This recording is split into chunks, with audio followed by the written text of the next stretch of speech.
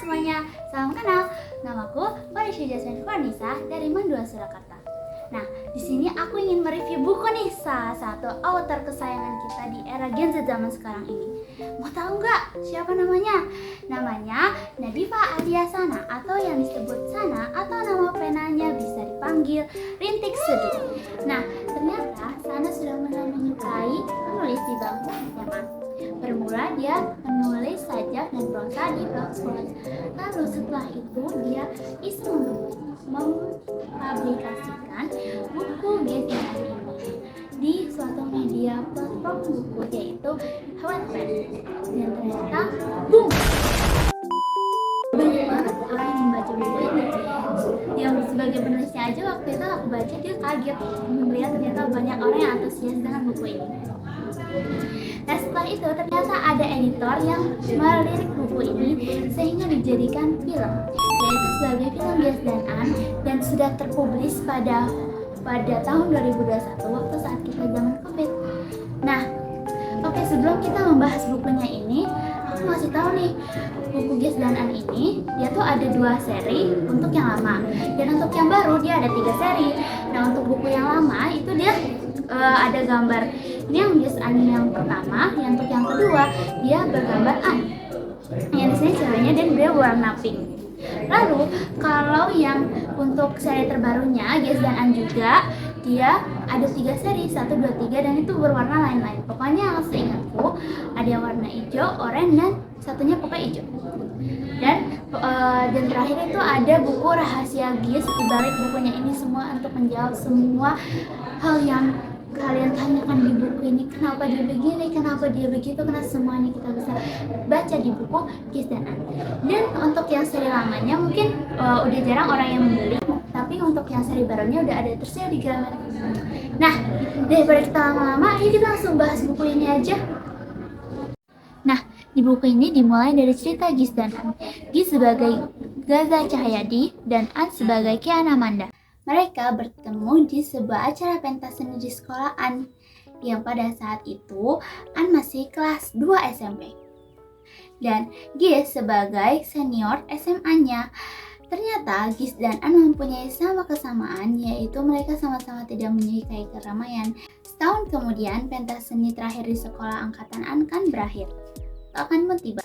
Tiba-tiba An terdiam mengingat sesuatu momen yang pernah terjadi dalam hidupnya tahun lalu, yaitu bertemu dengan sosok Gies yang masih sering masuk ke dalam pertanyaannya.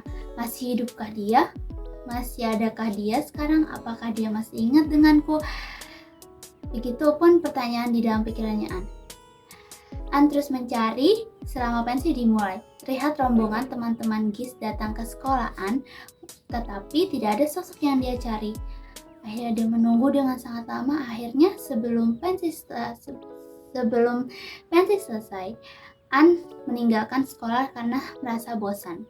Seperti yang tadi dibilang, dia tidak suka acara keramaian. Namun, saat An duduk di metro mini, An menemukan sosok yang dia cari.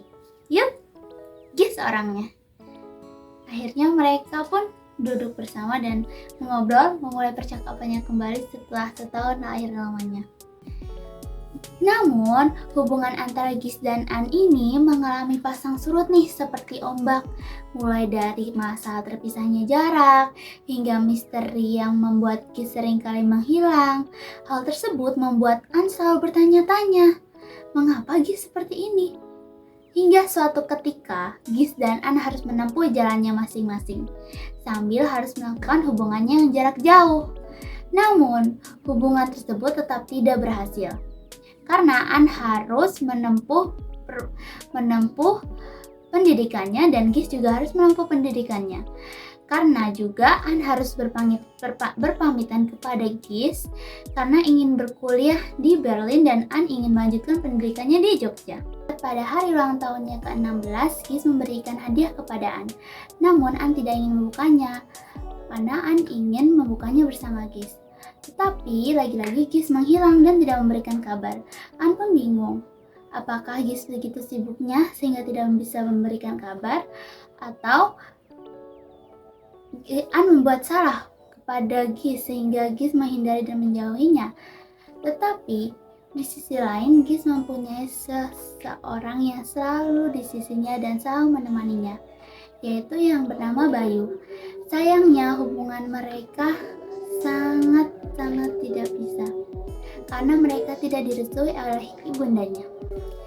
Hingga suatu saat, An menerima pemberian hadiah dari Gis yang menjadi jawaban dan kunci penting atas pertanyaan An tentang hubungan mereka selama ini. Sudah. Nah, alasan membuatku suka dengan buku ini adalah diksinya penulis yang bagus, yang sangat indah dan manis dari perkataannya semuanya. Yang membuat saya tuh kayak kelepek-kelepek. Saya bacanya disikit dan perkataannya tuh bisa masuk ke dalam imajinasi kita ataupun dialognya kita. Walaupun penasaran. Nah, tapi di dalam novel itu juga ada kelebihan dan kekurangan juga nih teman-teman. Buat kelebihannya menurutku tuh dia bisa mengembangkan karakter yang menarik dan menjiwai di setiap karakter-karakternya. Terus di situ juga penulis juga pandai menulis kata-katanya yang bagus dalam novel ini. Terus cara dia mengambil pengambilan kata-katanya juga bagus. Terus dengan cara dia juga mendeskripsikan dan menggambar latarnya dari perkataannya itu, dia juga bisa membuat imajinasi penonton tuh sangat wah gitu loh. Terus dia juga aku waktu itu ingat juga pas aku baca bukunya itu dia ada beberapa kutipan-kutipan yang mungkin relate buat kita semua. Terus ada kekurangan juga nih. Kekurangannya juga itu yang pertama mungkin dia alurnya terlalu cepat ya. Maksudnya dia tidak mendeskripsikan atau menceritakan satu-satu untuk alurnya, dan dia mungkin cepat-cepat gitu. Nah, terus yang kedua mungkin dari tanda bacanya juga masih ada yang salah kayak gitu. Oke deh. Terus juga mungkin aku ya sebagai perempuan melihat aku membaca cerita ini, aku juga ikut kesel dengan Gis karena sebagai perempuan juga mungkin kalau kita masuk ke dalam hubungannya tersebut pasti kayak aneh gitu loh. Pasti kayak bertanya-tanya, nih kenapa orang ini tuh tiba-tiba menghilang? Karena di suatu hubungan tuh kita juga harus punya komunikasi.